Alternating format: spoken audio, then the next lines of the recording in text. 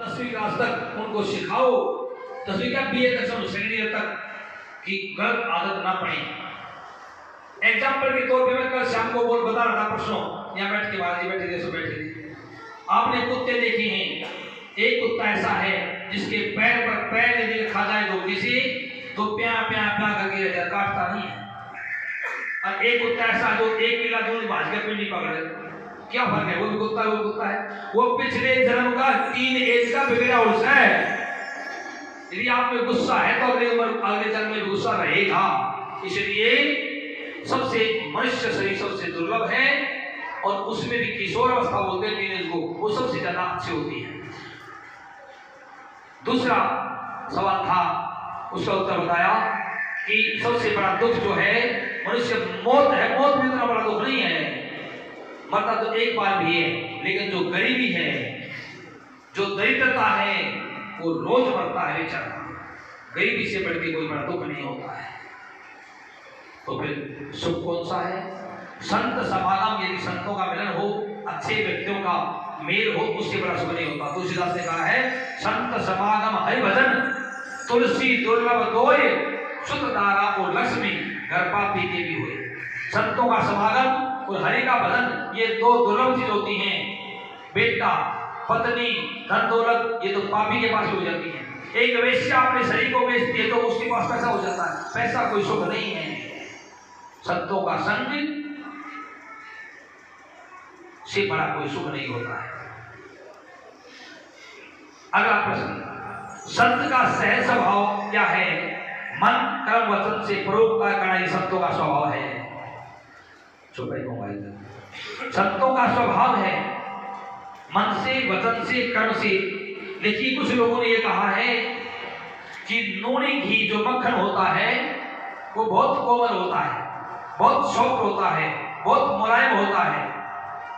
अरे घाम में धर दो तो भी पिघल जाता, घाम नहीं छाया में धरा हो, गर्मी देख, अब गर्मी चल रही है, पिघल जाता है। जोत में लाने के लिए, सामग्री बनाने के लिए घी गर्म नहीं करना पड़ता, अपने आप गर्म हो जाता है।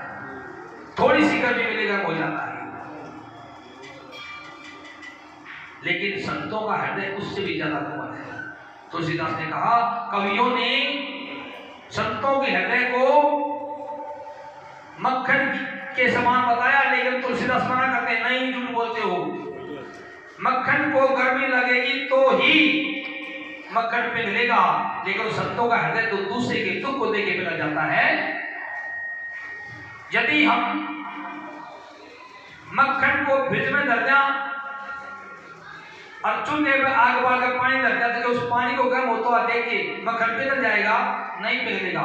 जब गर्मी, जब चोट, जब आंच, जब धूप उस मक्खन को लगेगी तो ही पिघलेगा। लेकिन संतों का हृदय तो ऐसा होता है, दुखी कोई और हो रहा है और दुख संत का हृदय हो जाता है दुखी। एक दो दिन पहले भजन गाया था, कहीं देख दुखिया, अगर दुखी तेरा मन है, यही तो भजन है। दुखिया के दुख को देखकर तुम्हारा मन दुखी होता है, तो ये भी भगवान की भक्ति है।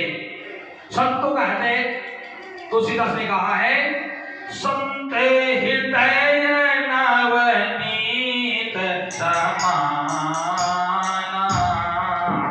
संत हृदय नवनीत समाना,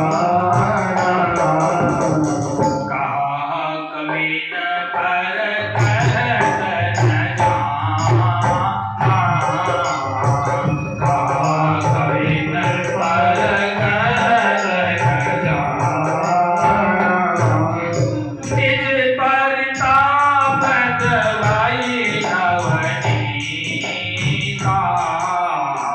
निज परताप दवाई नवनीता,